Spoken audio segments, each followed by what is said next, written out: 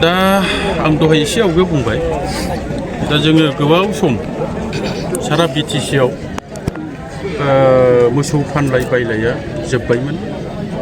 बे जोबनायजों लोगोसे जोंनि इक'नमिक हालोदा एसे गोग्लैसोबायमोन।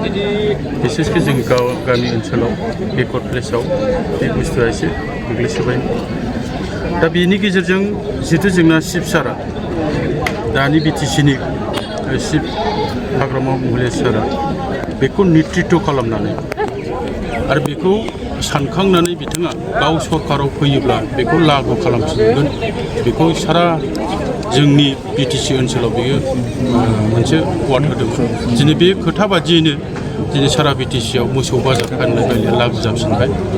दा बेनि गेजेराव आं बेखौल' खावलायगोन जिहेतु जोंनि इक'नमिकआ जोंनि संसार जानायाव बियो मोनसे एंगार हायै मोनसे बाहागो। खारन जोंनि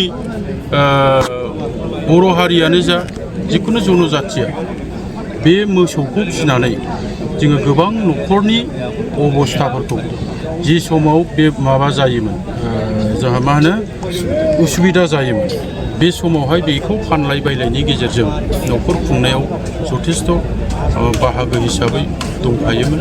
दा बेखौ जोङो सारा जोंनि बिटिसिआव जोङो मोनफुंनायनि गेजेरजों जोंनि इक'नमिक्स हालोदा हयथ' बेखौ फानलाय बायलाय जिहेतु जोंहा परम्परानिफ्रायनो बे हुदाया दङ मोसौ फिसिनाय, अमा फिसिनाय, दाउ फिसिनाय, हांसो फिसिनाय बे परम्पराया जोंहा दंखायो।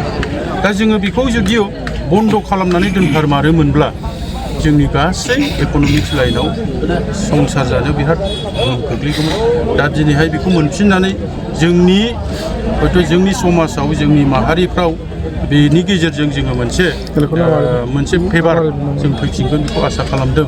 खारन बेल' नङा मोसौ फिसिनाय, हांसो फिसिनाय, दाउ अमा फिसिनायाबो जोबनो लामायाव थांबायमोन। दा दिनैहाय मोसौनि हाराबो बिराद खम जालांबायमोन।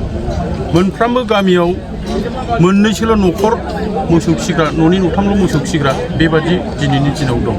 दा जुदि जोंनि मार्केटआ बेखौनो लागु खालामखांनायनि उनाव गोबां बेसेनाव जुदि फाननाय बायनाया जोलियोब्ला निस्सय मोसौनि हारा बारायफिनगोन जों आसा खालामदों। खारन जोंनि माहारिया बिनि सायाव निर्भर जायो।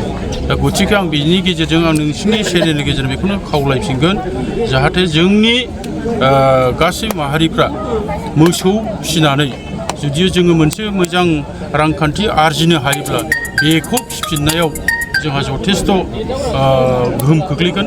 खारन मार्केटआव फानलाय बायलाय गैयाबा गासिबो बुस्थुआ जोबनो थाङो। दिनै मार्केट जानायनि उनाव बियो मोसौनि बायनाय फाननाय हाराबो बांगोन, मोसौ जाथियावबो हारा बारायगोन बेखौ आसा खालामो। दा बुस्थुआ मोनसे जेनेबा केटल मार्केट बानायनांगौबा माखासे कनसार्न अथ'रिटिनि पारमिसनफोर थायो, नेम निथिफोर थायो। दा बेफोर बुस्थुनि सायाव माबायदि नोंथाङा? जथेस्थ' बियो फर्मेलि नङाब्ला मोनसे मार्केटखौ खुलिनो हाया। बे दिनै केटेल मार्केट होनना बुङो अकल बावहाय डिपार्टमेन्ट मोनफ्रोमबो डिपार्टमेन्टआ एसे नांनांगौ जायो। जिहेतु जोंहा बेयाव फरेस्ट डिपार्टमेन्टनि खोथा थाबाय, जोंहा एग्रिकालचार बायदिसिना बिथिंनिफ्राय थाबाय, गासिबो बेखौ भेटेनारिनिफ्राय थाबाय, भेटेनारियाबो एनअसि होनांगोन। दा बेफोरखौ गासिबो दिनैनि जायफ्रा बेखौ खालामनानै लाबोदों बिथांमोना जथेस्थ' मोनथिगौ। खारन बियो अफिसियेलि माखासे गाइडलाइन दं, बे गाइडलाइनखौ पालन खालामनांगोन। बेनि गेजेरजोंसो टेन्डार जाखांनायनि उनाव टेन्डार अपेनिं जाबाय, टेन्डारनि उनावहायसो नैखौ अपेनिं खालामनो हायो। खाजोनाफोरा बेसेबां जागोन मासेयाव? बेनि खाजोनाखौथ' गावसिनि कमिटिया डिसाइड खालामगोन। फानलाय बायलायनि जिहेतु जोंहा बेफारिफोरनि खोथा थाबाय, लकेल फाननायनि खोथा थाबाय। दा बेखौ गावसोरो कमिटिया बोरै मिलायनानै लानो हायो बेखौ खालामगोन। जोङो गोबां समाव नुनो मोनो मोसौ बायनाय फाननाय समाव मालाबा बेले बेले जायो, सोरबा खावनानै लाबोना फानफैनाय मानाय, बेखिनि सायाव माबायदि? बेथ' नंथारगौ। आरो एसे आवगोलावबो नोंसोरबो ससियेल मिडिया खालामग्रा हिसाबै नोंथांमोनहा मोनथिगौ दिनैनि दिनाव गिदिर गिदिर गारिफ्राव मोजां मोजां लाक्जारिस गारिफ्रावनो मोसौ थिखोनाय लांनानै बुख्रुब जालाबायनाय, हमजालाबायनाय। बियो खारना जाहैबाय हयथ' मार्केट गैयिनि थाखाय जादों। खारन मार्केट गैया नालाय जेबो खाजोना रसिद गैला, जेबो प्रुफ गैला। गामि लेभेलाव थांसै बायना लाबोनोसै, बेखौनो सन्देह लाबाय, सोरबाया अरिजिनेलि खावग्राबो जाहैबाय। नैबेनि जुदिअ दिनै मार्केट दंमोनब्ला हयथ' बे जायामोन। खारना जाहैबाय जोंनाव जेबो प्रुफ गैया। गामि लेभेलाव फानदों, गामि लेभेलनिफ्राय लाना फैदों, सोरबा अबेबा लामायाव सोंबाय खोन्था रोंला हयथ' इभेन बे जाय मोसौ बायग्रा बे गामिनि थं मानसिखौबो मिथियाबो जानो हागौ बेफोरनो सौदावहैगोन दा आल्टिमेटलि बेखायनो बुंदों दिनै बाजारनि गेजेरजों बाजारा अपेनिं जाबा बेनि गेजेरजों गामि सिङाव फाननाय बायलाय जादोंब्लाबो नैबे बाजारनि थ्रुयै जि ओनसोलाव बायदों जि मार्केटनि आन्दाराव बायदों बिनि रसिदखौ लांथारनांगोन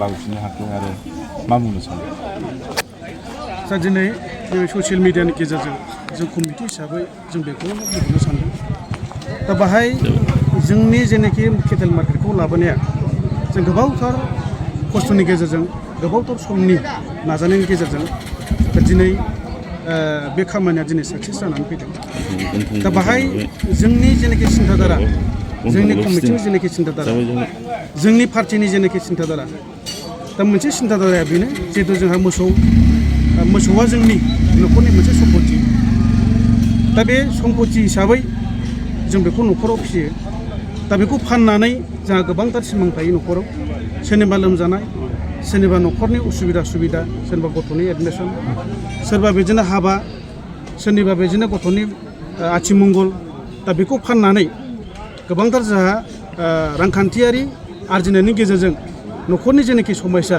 बेखौ मावफुंनांगौआव जोंहा न'खरारि हिसाबै गोबांथार सिमां थायो दा बेखौ जों सिन्थाधारा खालामनानै जों गोजौ लेभेलाव जेनाखि जोंहा गिबि जों साबायखर बावहरनांगोन जोंहा बिटिसिनि चिफ हाग्रामा महिलारि सारमोननि नाजानायनि गेजेरजोंनो दिनै नैबे खामानिया दिनै साक्सेस जानानै फैदों दा दिनै मोनसे सासे जोङो जेनाखि जोंहा बिटिसिनि EM फ्रेस मोसाहारि सारा मार्केट एफेयार्सनि जा EM सारमोननि नाजानायनि गेजेरजों आरो जोंहा फरेस्टनि EM जेम्स बसुमतारी आरो जोंहा लकेल MCLA खाम्फा बरगयारि सार बिथांमोननि नाजानायनि गेजेरजों सावरायलायनायनि गेजेरजों दिनै AC मिटिं पास खालामनानै दा बेखौ जोंखौ मोनसे मोसौ बाजार खुलिथों होननानै जोंखौ अर्डार हरदों आरो बेखौ जों गोबाव समनिफ्रायनो नाजायै दिनै बे साक्सेस जाबाय मोसौनियाव जे रसिद लिरगोन आरो दा फ्राय फायखारिफोरा फ्राय गारि लानानैसो दा बिजनेसखौ खालामसै बे रसिदा अबेसिम सोलिगोन बे जाहैबाय ओरैनो माबानायाव गभर्नमेन्ट नर्म्स बायदिबा बाहाय उइथिन दा डिस्ट्रिक्टनि गेजेराव बेयो जागोन दा बाखिखिनि माखासे नैबे रसिद थसिदनि खोथायाव जाहैबाय माल ओंखारनाय आरो माल फाननाय बेसेबां ओंखारगोन आरो बेसेबां मागोन बेखौ जोङो हयथ' गाबोन समफोरनि गेजेराव रायज्लायनानै जों बेखौ डिसाइड खालामगोन मा बारायाव फाननाय बेलाय खालामनो हागोन अनलि सुनिबार खालामनाय जादों खारन खोथाया जाहैबाय सुनिबाराव मानि थाखाय खालामदों बाहाय मोसौ फाननानै सोरबाया बायदिसिना बायनानै लाङो जोंहा सोरबाया फाथो माइ फाननानै मोसौ बायनानै लाङो दा बेनि सुबिदानि थाखायनो नैबे बाजार सान्तिपुर बाजार खालिनो बे मोसौ बाजारखौ खालामनाय जादों रायजोफोरखौ मा खावलायगोन ओरैनो जोङो खावलायनो लुबैदों जों कमिटिनिफ्राय जिहेतु जोंहा मोसौ बाजार जानाय हिसाबै दा दहायनो जोंहा ब्लकनि आफादगिरि बिथाङा बुंदों बायलाय फानलाय थायोब्लासो जोंहा बाजारा सोलिगोन दा नंखायनो लकेलनि इन्टेलेक्सुवेल आरो जोंहा जायफ्रा मोसौ फिगिरिफोर बिथांमोना जाहाथे बाहाय निस्सय गावनि माखासे न'खरनि सुबिदा असुबिदाखौ लानानै जुदि उसुबिदाफोर जायोब्ला फाननांगौ जुदि जायोब्ला न'खराव गामियाव फानालासिनो निस्सय नैबे बाजाराव फैनानै फानफैगोन आरो जायफ्रा न'खराव गोनांथार बायनो गोसो जादों बिथांमोनाबो नैबे बाजाराव फैनानै बायफैनो हागोन